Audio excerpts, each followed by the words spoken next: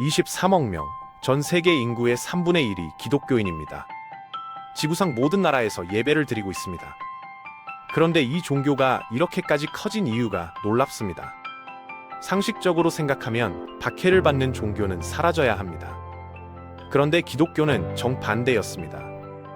로마가 죽이려 할수록 더 빠르게 퍼졌고 소련이 교회를 닫을수록 신자는 늘었습니다. 탄압이 오히려 성장의 연료가 됐던 거죠. 2000년 동안 반복된 역설입니다. 이것은 종교적 주장이 아닙니다. 역사적 패턴입니다. 기독교는 가장 강한 압박을 받은 시대에 가장 빠르게 성장했고 가장 편안한 시대에 가장 빠르게 줄어들었거든요. 지금부터 그 역설의 역사를 하나씩 따라가 보겠습니다. 기원후 64년 로마에 대화재가 발생했습니다. 네로 황제는 이 화재의 책임을 기독교인들에게 돌렸고 대박해를 시작했습니다. 사람들을 원형 경기장에서 사자 밥으로 만들고 불을 붙여 정원에 횃불로 쓰기도 했거든요. 베드로와 바울이 이 박해로 처형됐습니다. 기독교 역사에서 가장 중요한 두 인물이 동시에 사라진 겁니다. 그런데 결과가 놀라웠습니다. 박해를 피해 도망친 기독교인들이 가는 곳마다 복음을 전했습니다. 예루살렘에서 흩어진 자들이 두루 다니며 말씀을 전했다는 사도행전 패턴이 로마 역사에서 그대로 반복됐습니다. 박해가 강제로 선교사를 만든 겁니다. 2세기 교부 터툴리아누스가 한 말이 있습니다. 순교자의 피가 교회의 씨앗이다. 이것이 단순한 신앙 고백이 아니었습니다. 그는 자신이 직접 목격하고 있던 현실을 묘사한 겁니다. 기독교인들이 죽음 앞에서 보여준 태도가 로마인들에게 충격을 줬거든요. 두려움 없이 오히려 기뻐하며 죽는 사람들을 보면서 로마인들은 이 종교에 대해 궁금증을 갖기 시작했습니다. 2세기 순교자 유스티누스는 재판장에서 이렇게 말했습니다. 우리가 죽음을 두려워하지 않는 이유는 부활을 믿기 때문이다. 이 말이 기록으로 남았고 사람들 사이에 퍼졌습니다. 처형하면 할수록 더 많은 사람이 이 종교에 관심을 갖는 역설이 생긴 겁니다. 3세기 디오클레티아누스 황제의 박해가 절정에 달했을 때 기독교인 수는 오히려 급증했습니다. 역사학자들은 그 박해가 끝났을 때 기독교인이 로마 전체 인구의 10%에서 15% 수준에 이르렀을 것으로 추산합니다. 가장 강한 탄압이 가장 큰 성장을 만든 겁니다. 그리고 313년 밀라노 칙령이 나옵니다. 콘스탄티누스 황제가 기독교를 합법화했습니다. 박해가 끝났습니다. 그런데 여기서부터 기독교의 성격이 바뀌기 시작했거든요. 편안해진 기독교는 권력과 결합했고 권력과 결합한 기독교는 내부적으로 분열하기 시작했습니다. 박해가 사라지자 오히려 활력도 함께 줄어드는 현상이 시작된 겁니다. 이 패턴이 현대에도 그대로 반복됩니다. 20세기 가장 충격적인 사례가 중국이었습니다. 마오쩌둥은 1966년 문화대혁명을 시작하면서 모든 종교 활동을 금지했고 교회 건물을 부수고 성경을 불태우며 목회자들을 강제 수용소로 보냈습니다. 기독교를 완전히 없애려 한 겁니다. 그런데 결과는 정반대였습니다. 공식 통계만 해도 현재 중국의 기독교인은 3,800만 명에 달하고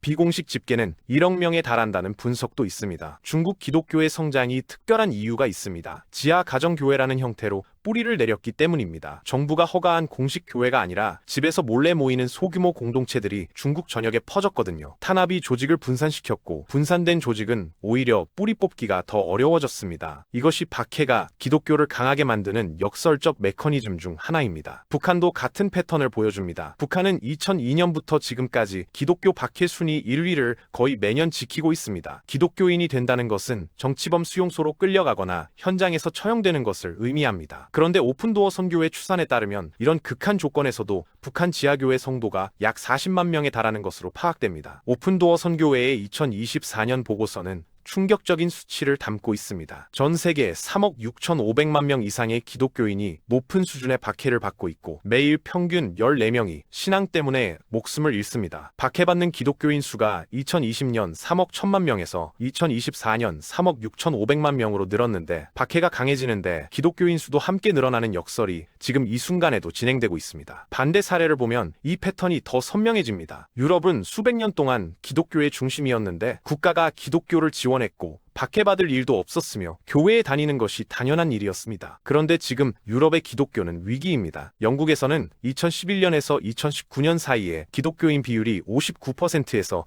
38%로 떨어졌고 독일 가톨릭 교회는 2022년 한 해에만 52만 명의 신자를 잃었습니다. 편안함이 기독교를 약하게 만들었다는 분석이 나오는 이유입니다. 역사학자들은 이 현상을 설명하기 위해 여러 이론을 제시합니다. 박해는 공동체 결속을 강화하고 순교는 메시지의 진실성을 증명하며 탄압은 금지된 것에 더 관심을 갖는 인간의 본성을 자극한다는 거죠. 어느 이론 하나가 완전한 설명을 해주지는 않습니다. 하지만 2000년의 역사가 공통적으로 가리키는 방향은 있습니다. 극한의 압박 아래서도 기독교는 더 강해지는 경향이 있다는 겁니다. 이것이 오늘날에도 살아있는 패턴입니다. 박해가 가장 심한 나라들에서 기독교가 가장 빠르게 성장하고 있거든요. 이란은 박해 순위 9위에 올라 있는 나라인데 동시에 이슬람 국가 중 기독교인이 가장 빠르게 늘고 있는 나라로 분류됩니다. 에티오피아는 박해 속에서도 세계에서 가장 오래된 기독교 전통 중 하나를 4세기부터 지금까지 유지해오고 있는데 수천 년의 탄압이 기독교를 소멸시키지 못했다는 하나의 강력한 증거입니다. 물론 이것이 박해가 좋다는 뜻은 아닙니다. 매일 14명이 신앙 때문에 죽는 현실은 비극입니다. 하지만 역사의 패턴은 분명합니다. 기독교는 지금까지 가장 강한 압박 아래서도 사라지지 않았고 많은 경우 오히려 더 강해졌습니다. 그 이유가 무엇인지는 각자가 판단할 몫이지만 2000년의 역사가 증거하는 사실 자체는 부정하기 어렵습니다. 소련의 사례도 같은 방향을 가리킵니다. 소련은 1917년 혁명 이후 70년 동안 기독교를 억압했는데 교회를 창고와 박물관으로 바꾸고 성직자들을 추방하거나 처형했으며 학교에서 무신론을 가르쳤습니다. 1991년 소련이 붕괴했을 때 사람들은 교회가 거의 사라졌을 것이라 예상했습니다. 그런데 러시아 정교회는 다시 살아났고 구소련 국가들에서 기독교 공동체들이 빠르게 재건됐습니다. 지하에서 70년을 버텨온 신앙이 지상으로 올라온 겁니다. 박해가 기독교를 강하게 만드는 메커니즘 중 하나가 공동체 결속입니다. 위험이 없을 때 사람들은 신앙을 가볍게 여길 수 있는데 믿음 때문에 목숨이 위험해지는 순간 신앙을 붙들고 있는 사람들의 결속은 전혀 다른 수준이 됩니다. 피상적인 신자들은 걸러지고 진짜 실자들만 남게 됩니다. 그렇게 걸러진 진짜 신자들이 만드는 공동체는 어떤 박해로도 쉽게 무너지지 않는데 이것이 지하교회가 수십 년을 버텨내는 이유입니다. 또 하나의 메커니즘이 있습니다. 순교가 만드는 설득력입니다. 사람은 자신이 틀렸다고 생각하는 것을 위해 죽지 않습니다. 기독교인들이 죽음을 선택한 모습을 본 로마인들이 이 종교를 다시 생각하게 된 이유가 여기에 있습니다. 논리로 설득하는 것과 목숨으로 증명하는 것은 다르거든요. 박해는 역설적으로 기독교의 진실성을 가장 강력하게 증명하는 무대가 된 겁니다. 이 맥락에서 오늘날 한국 기독교의 위치를 생각해 볼 필요가 있습니다.